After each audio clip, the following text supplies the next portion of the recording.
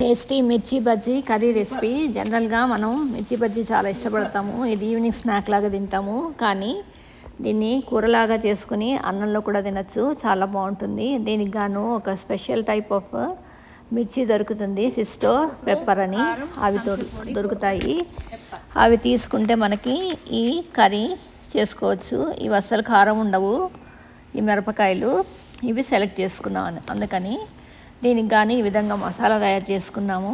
ఈ మసాలాలో ఏమేమి యాడ్ చేసామంటే శనగపిండిలో ఉప్పు, కారం, కొంచెం కూర పొడి, ఆమ్చూర్ పౌడర్ వేసేసి నూనె వేసుకుని కొద్దిగా నీరు పోసుకుని ఇలా పేస్ట్ లాగా తయారు చేసుకుని ఈ మిరపకాయల్లో కూరుకుని ఇప్పుడు నూనె వేసుకుని ఇందులో ఆవాలు, ఒక ఎండుమిరపకాయ, జీలకర్ర, ఇంగువ వేసుకుని ఈ మిరపకాయలు వేసి వేయించుకోవాలి. ఇది కొద్దిగా ఒక 2 స్పూన్స్ ఎక్కువ నూనె పోసుకోవాలి. మామూలు వేపుడులాగానే కొంచెం నూనె ఎక్కువ పడుతుంది దీనికి. ఈ విధంగా వేయించుకోవాలి. వేయించుకునేటప్పుడు మరి కొద్దిగా ఉప్పు వేసేసుకుంటే మనకి ఉప్పు సరిపోతుంది. అన్నంలోకి కూర చాలా బాగుంటుంది. Thanks for watching.